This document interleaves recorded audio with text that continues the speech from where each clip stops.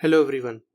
So in our previous video, we discussed the recursive DFS, which is depth first search on an undirected graph, and we saw the algorithm via an animation step by step.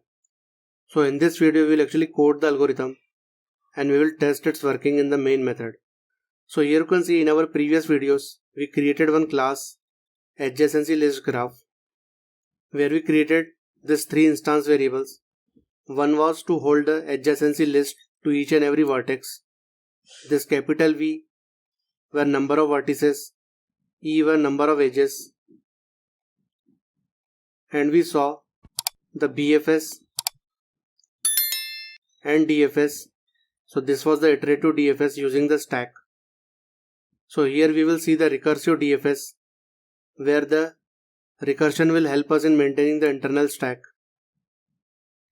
So here I will be creating one method as public void DFS, and inside this method we will first create a boolean array. We give it a name and visited.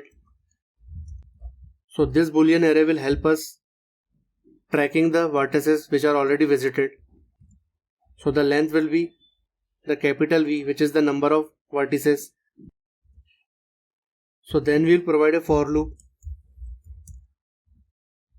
where we will start from vertex 0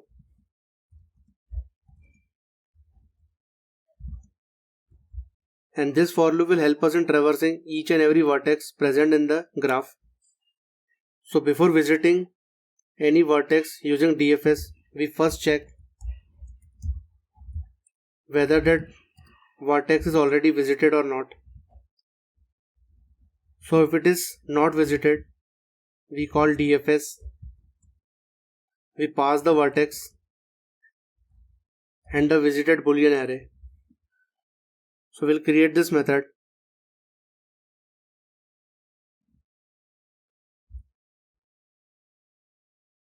So here the first thing we do is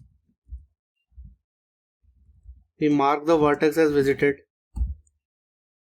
We provide a value true and then we print the vertex on the console. It means we are processing the node or visiting the node and performing some logic on the top of it. After visiting the node, we look for its adjacent nodes. We call the adjacency list. We pass the vertex, which will be the index, and it will return us back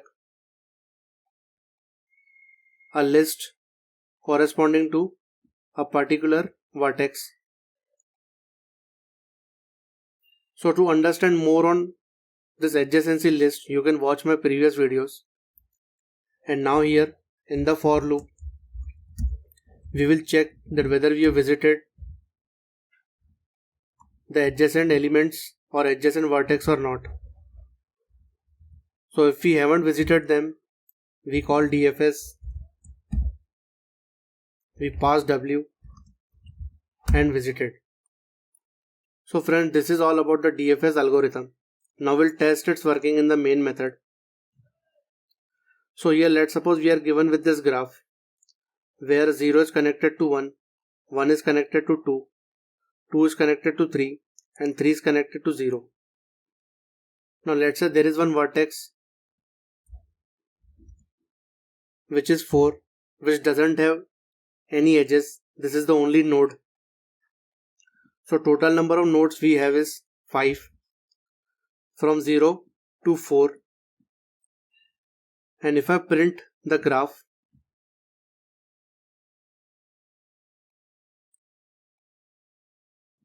so here you can see that there is an edge from 0 to 1 and there is an edge from 3 to 0. The adjacent elements of 0 are 1 and 3, and here we can see that 4 doesn't have any edge. It means this graph has two connected components. One where all the vertex from 0 to 3 are connected, and one component has only one vertex which is 4. So now let's call the DFS,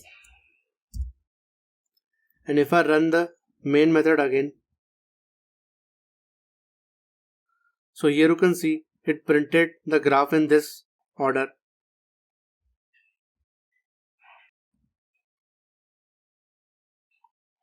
So friend, this was all about the recursive DFS. I hope you must have liked this video, and in case if you are new to my channel, then please subscribe to my channel and click the bell icon so that you never miss any update. Thanks, have a nice day.